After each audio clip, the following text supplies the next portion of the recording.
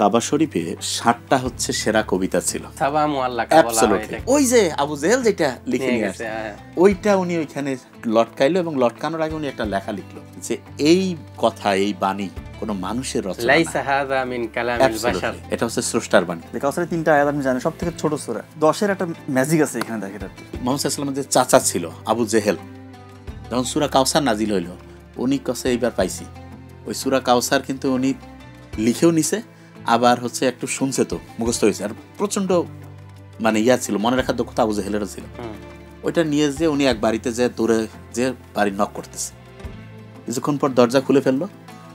খুলে ফেলার পর আবু জেহেল তো ওই সময় সম্ভ্রান্ত, বলছে কি ব্যাপার আসেন। তো যার বাসায় গেছে যে বলছে দেখেন এই কবিতা, বলছে এটা আপনি কোথায় পাইলেন? বলছে এটা হচ্ছে যে মোহাম্মদ বলতেছে, তা কার কাছ থেকে লিখে আনছে জানি না, আপনি এখন এইটার প্রতিদ্বন্দ্বী একটা কবিতা লেখেন। এই কথা শোনার পরে উনি ওই কাগজের মতো একটা জিনিসে লিখে নিয়ে আসছে, ওইটা হাতে করে নিয়ে ওই যেই কবির কাছে আসছে উনি দৌড়ানো শুরু করছে। আবু জেহেলও তার পিছে পিছে দৌড়াচ্ছে, কি ব্যাপার? যেতে যেতে যেতে যেতে মক্কা যে কাবা শরীফ, সেই কাবা শরীফের সামনে উনি দাঁড়াইছে।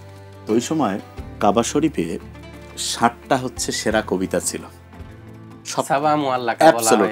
সেরা ৬০টা কবিতা ছিল। এবং ওই ৬০টা কবিতা যেই ৭জন কবির ছিল তার মধ্যে একজন কবি ওই সময় জীবিত ছিল, ওই কবির বাসায় উনি গেছে। এবং ওই কবি ৭জনের তো আলাদা আলাদা কবিতা, ওনারও একটা কবিতা আছে। তা আবু জেহেল আশা করে গেছে যে মোহাম্মদ সাল্লামের কাছে যেটা আসছে এইটার এগেনস্টে একটা কবিতা লিখে নিয়ে, হ্যাঁ ওই যে আমরা লিখি না যে ভাই বুদ্ধিজীবী যারা, যে আপনি একটা এর এগেনস্টে একটা লিখে দেন, তো এরকম ওর কাছে গেছে। তো এ তো ওই কবিতা দেখার পরে কি দেখলো সেটা এখনই বলতেছে। যাওয়ার পরে উনি ওইখানে গিয়ে ওনার যে কবিতাটা আছে ওই কবিতাটা উনি নামাইলো। নামানোর পরে ওই যে আবু জেহেল যেটা লিখে নিয়ে আসে ওইটা উনি ওইখানে লটকাইলো এবং লটকানোর আগে উনি একটা লেখা লিখলো যে এই কথা, এই বাণী কোনো মানুষের রচনা না, এটা হচ্ছে আল্লাহর বাণী, এটা হচ্ছে স্রষ্টার বাণী। মেসি তো অন্যের খেলা দেখলে বুঝবে যে কিরকম, ঠিক না? তা আমরা তো এটা বুঝি না, এবং এই কারণে উনি ওইখানে লিখে বলে দিল যে এটা মানুষের কোনো ইয়া না, তা আল্লাহ বানাইছে। কাউসার নিয়ে যেতে বলতেছিলাম, খুব ইন্টারেস্টিং একটা ব্যবহার করি। দেখেন যেটা বলছেন আবিল ভাই, যে একটা আয়াতও কেউ তৈরি করতে পারবে না কোরআনের মতো, এরকম চ্যালেঞ্জ কিন্তু আল্লাহ তাআলা বলছে। এবং বলছে যে পুরো মানব জাতি এবং জিন তারা যদি প্রত্যেকে সাহায্য করে তারপরে বানানো সম্ভব না।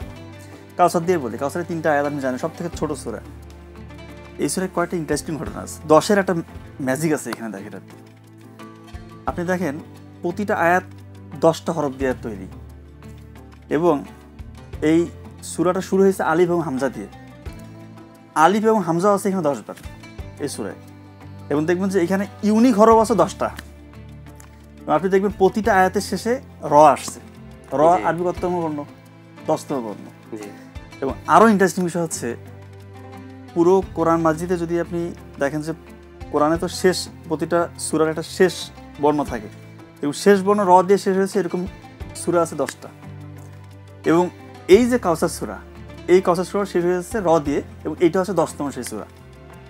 আপনি চিন্তা করেন যে এতটুকু একটা সূরা, এইখানের মধ্যে 10-এর একটা কি রকমের মিরাকেল, চিন্তা করেন আপনি।